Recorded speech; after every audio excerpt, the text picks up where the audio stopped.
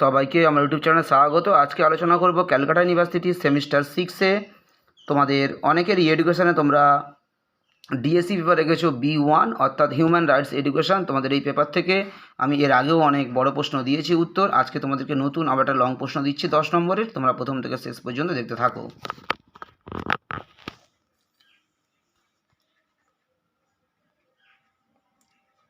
কিভাবে supreme court মানবাধিকার সংরক্ষণ করে তার সংক্ষেপে আলোচনা করো। এই প্রশ্নটা 2022 সালে তোমাদের 10 নম্বরে এসেছিল। তোমাদের জন্য এবছর তোমরা 2024-এ যেহেতু ফাইনাল এক্সামটা দেবে, তোমাদের জন্য এই প্রশ্নটা খুবই ইম্পর্টেন্ট। কিভাবে সুপ্রিম কোর্ট মানবাধিকার সংরক্ষণ করে তার সংক্ষেপে আলোচনা করো। 2022 সালে প্রশ্নটা এসেছিল, তোমরা ভালো করে উত্তরটা দেখো, তোমাদের জন্য খুবই ইম্পর্টেন্ট একটা প্রশ্ন 10 নম্বরের জন্য। প্রথমে তোমরা ভূমিকা বলে একটা পয়েন্ট দিতে পারো, বা প্যারা করে লেখা রয়েছে, তোমরা ভূমিকা বলে পয়েন্ট ওখানে ইউজ করতে পারো। এরপরে তোমরা 1-2 করে পরপর পয়েন্ট দিয়ে এগুলো আলোচনা করবে। প্রথম পয়েন্ট রয়েছে মানবাধিকার মামলার বিচার।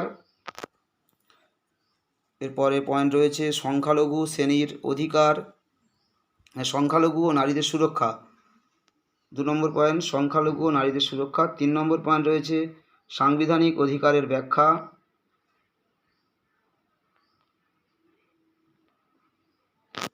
এইভাবে তোমরা পরপর পয়েন্টগুলো আলোচনা করবে।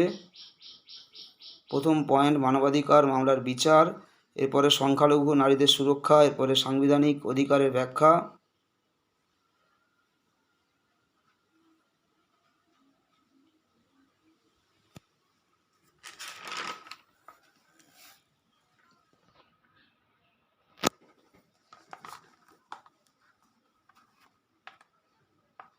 এরপরে পয়েন্ট রয়েছে তোমাদের বিচার বিভাগীয় পর্যালোচনা।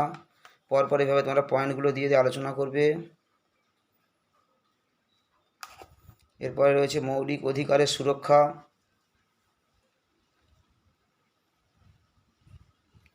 আন্তর্জাতিক মানবাধিকার মান। এরপরে পয়েন্ট জনস্বার্থ মামলা।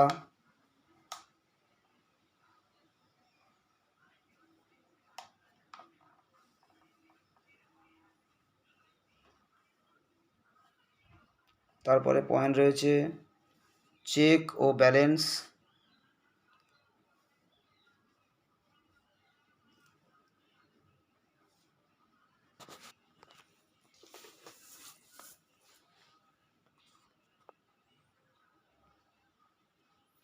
এরপরে তোমরা পয়েন্ট দেবে অন্যান্য ভূমিকা বা অন্যান্য অবদান। অন্যান্য অবদানগুলো 1-2 করে লিখবে। 9 দাগে অন্যান্য ভূমিকা হলো পয়েন্ট ফার্স্ট, তোমরা 1 দাগ দিয়ে ওটা লিখে দেবে যেটা লেখা রয়েছে। এরপরে 2 দাগ দিয়ে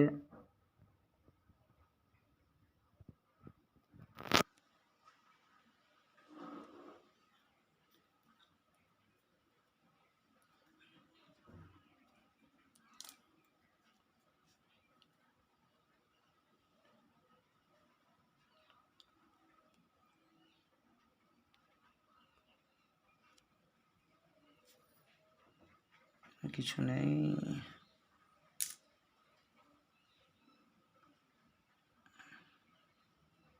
এরপরে তোমরা উপসংহার ইউজ করবে।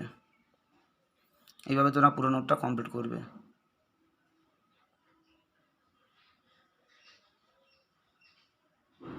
সবাইকে নমস্কার।